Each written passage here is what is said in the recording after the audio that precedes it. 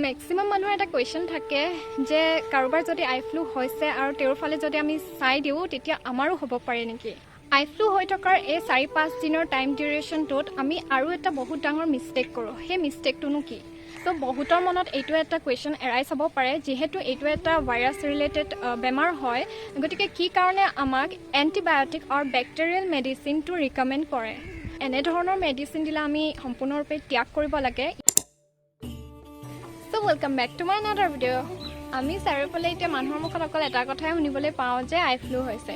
ক'ভিডৰ পিছত এইটো আন এটা মহামাৰী, গতিকে ইয়াৰ চিমটমছবোৰ কি হ'ব পাৰে, ইয়াৰ পৰা আমি নিজক কিদৰে বচাই ৰাখিব পাৰোঁ আৰু ইয়াৰ ট্ৰিটমেণ্ট কি, কিমান দিনলৈ স্কুল কলেজ অফিচ আমি যাব নালাগে, এই সকলোখিনিৰ প্ৰশ্নৰ উত্তৰ আজি মোৰ এই ভিডিঅ'টিত পাব, গতিকে শেষলৈকে ভিডিঅ'টি চাই থাকিব। আই ফ্লুটো এটা নতুন বেমাৰ নহয়, যিহেতু আই ফ্লু এভৰি ইয়েৰ হয়, কিন্তু এইটো বছৰত আই ফ্লু বহুত বেছি অতিমাত্ৰাত বাঢ়ি গৈছে।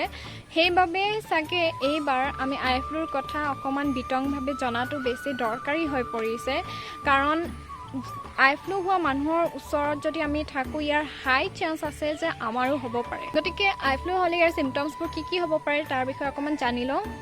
আই ফ্লু হ'লে আমি প্ৰায়ভাগেই জানো যে চকুটো ৰঙা হয়, চকুৰ পৰা জ্বলন হ'ব পাৰে আৰু লাইটৰ পোহৰটো আমি ইমান এটা সহ্য কৰিব নোৱাৰোঁ। গতিকে এই ধৰণৰ কিছুমান চিমটমছ দেখা দিব পাৰে, কিন্তু এই ইনফেকশ্যনটো যদি বাঢ়ি গৈ কৰ্ণিয়াত হয়, তেতিয়া চকুৰে আমি ধোঁৱা দেখিব পাৰোঁ লাইফ টাইমলৈকে। গতিকে এনে অৱস্থাত আমি ডক্টৰৰ এডভাইচ লোৱাটো বহুত বেছি দৰকাৰী হৈ পৰে। গতিকে কি ধৰণৰ মেডিচিন ল'লে আমাৰ বাবে বেছি উপযোগী হ'ব তাৰ বিষয়ে অকণমান জানি লওঁ।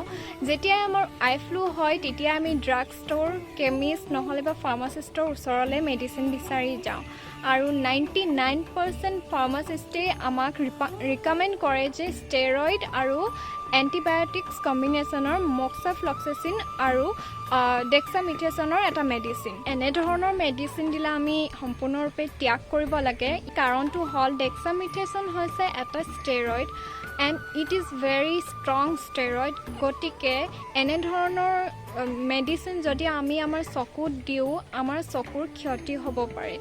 গতিকে এতিয়া কথা হ'ল কি ধৰণৰ মেডিচিন আমি লোৱাটো উপযোগী। ডক্টৰৰ এডভাইচৰ মতে TG আই ড্ৰপ বুলি এটা আই ড্ৰপ আছে, সেইটো দিব পাৰে দিনত 4 পৰা 5 বাৰলৈকে, আৰু এলং উইথ ডেট এণ্টিবায়'টিক্স এটা আছে, অলি ড্ৰপ বুলি কয়, সেইটোও দিব পাৰে।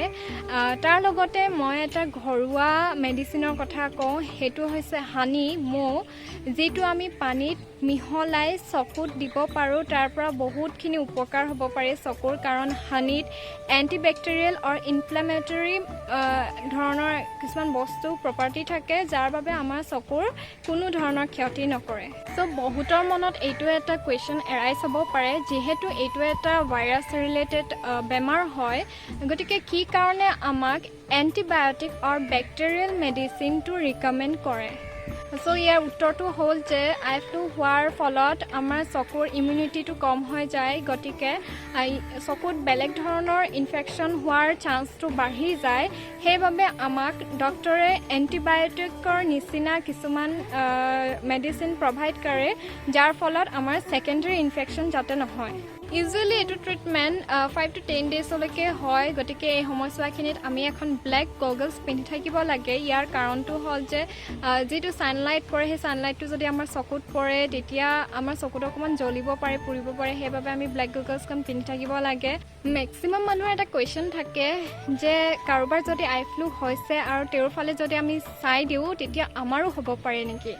গতিকে এইটো এটা সম্পূৰ্ণৰূপে মিথ হয়, মিছকনচেপশ্যন হয়, এনেকুৱা ধৰণৰ কোনো ধৰণৰ কথা নহয়। চ' এতিয়া আমি গম পালোঁ যে আই ফ্লু হ'লে আমি 4 পৰা 5 দিনলৈ কোনো ধৰণৰ অফিচ, কলেজ আৰু স্কুললৈকে যাব নালাগে, কাৰণ এইটো এটা সুচৰা বেমাৰ হয়, যাৰ ফলত বেলেগৰো হ'ব পাৰে। আই ফ্লু হৈ থকাৰ এই 4-5 দিনৰ টাইম ডিউৰেশ্যনটোত আমি আৰু এটা বহুত ডাঙৰ মিষ্টেক কৰোঁ। সেই মিষ্টেকটোনো কি? আমি চকুটো বাৰ বাৰ ঠাণ্ডা পানীৰে ধুই থাকোঁ, কাৰণ আমি চকুটো আৰাম পাওঁ, কিন্তু এইটো একেবাৰে কৰিব নালাগে। এইটো সম্পূৰ্ণৰূপে ত্যাগ কৰিব লাগে, কাৰণ আমাৰ ইণ্ডিয়াৰ প্ৰায়ভাগ পানীতে বেক্টেৰিয়া থাকিব পাৰে, যাৰ ফলত আমাৰ চকুলে ছেকেণ্ডাৰী ইনফেকশ্যন হোৱাৰ চান্স থাকে 5 to 10 ডেজৰ ভিতৰত এইটো ইনফেকশ্যন সম্পূৰ্ণৰূপে ভাল হৈ যাব কিন্তু তাতকৈ বেছি দিনলৈকে যদি থাকে তেনেহ'লে ডক্টৰৰ লগত কনচাল্ট কৰাটো খুবেই বেছি ইম্পৰ্টেণ্ট মোৰ এই ভিডিঅ'টোৰ মৰেল অফ দ্য ষ্টৰী এইটোৱে হ'ব যে sharing is not caring when it comes to I flu গতিকে ভিডিঅ'টো যদি ভাল পালে লাইক কৰি দিব ছাবস্ক্ৰাইব কৰি দিব আৰু কমেণ্টত জনাব কেনেকুৱা পালে গতিকে আজিলৈ ৰাখিছোঁ নেক্সট ভিডিঅ'ত পুনৰবাৰ লগ পাম